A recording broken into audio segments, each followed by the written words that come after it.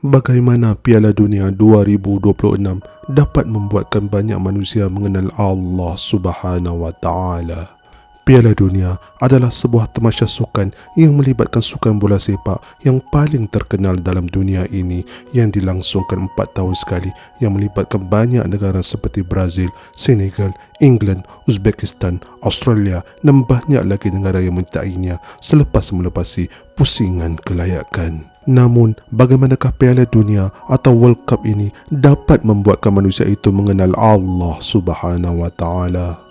Ini adalah kerana kita dapat melihat ada pemain-pemain bola sepak Muslim dari negara Islam yang apabila menjaringkan gol untuk negara mereka atau negara mereka mendapat kemenangan ke atas pihak lawan, mereka akan melakukan sujud sebagai tanda syukur kepada Allah Subhanahu wa Ta'ala. Sebagai contoh, kita dapat melihat pemain-pemain bola sepak dari negara Morocco atau Maghribi akan melakukan sujud syukur apabila menjaringkan gol atau apabila mencapai kemenangan ke atas pihak lawan. Bahkan jika ada pemain Muslim yang berada dalam negara yang bukan Islam juga, mereka akan turut sujud syukur jika berjaya menjaringkan gol.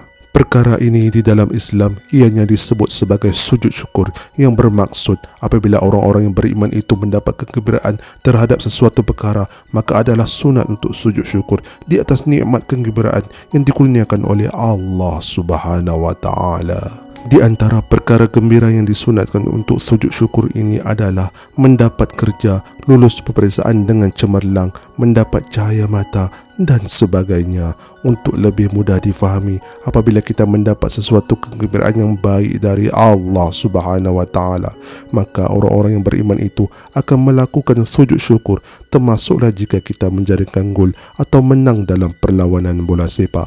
Alhamdulillah. Ulama juga berpendapat bahawa sujud syukur ini juga boleh dilakukan ketika kita terselamat dari musibah seperti kemalangan, gempa bumi dan sebagainya. Dan perbuatan sujud syukur ini juga adalah sunnah Nabi SAW berdasarkan hadis yang diriwayatkan oleh Abu Bakrah radhiyallahu anhu. Daripada Abu Bakrah radhiyallahu anhu, katanya adalah Nabi SAW ketika telah datang sesuatu perkara yang menggembirakan atau diceritakan sesuatu yang gembira dengannya, akan turun sujud bersyukur terhadap Allah Subhanahu wa Ta'ala. Hadis riwayat Abu Daud 2774. Tetapi berbalik kepada persoalan asal saya tadi tentang bagaimanakah Piala Dunia bola sepak ini dapat mengenalkan Allah Subhanahu wa Ta'ala kepada banyak manusia. Jawapannya adalah sujud syukur yang dilakukan oleh pemain bola sepak yang beragama Islam itu tadi. Ini adalah kerana tamasya bola sepak dunia ini ditonton oleh berbilion manusia di seluruh dunia dan terdapat ramai juga orang yang bukan Islam yang menontonnya. Dan apabila mereka melihat pemain bola sepak yang beragama Islam sujud syukur ketika memperoleh kemenangan, mereka akan mula bertanya kenapa mereka bersujud dan mereka bersujud untuk apa.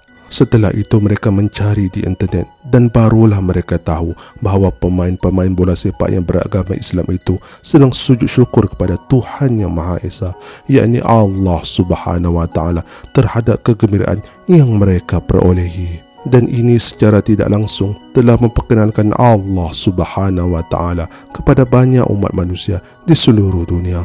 Allahu Akbar. Kesimpulannya sahabat semua, dakwah Islam ini sangat luas. Dengan hanya perbuatan sahaja, kita sudah boleh memberitahu kepada orang yang bukan Islam tentang siapakah Allah Subhanahu wa Ta'ala. Alhamdulillah.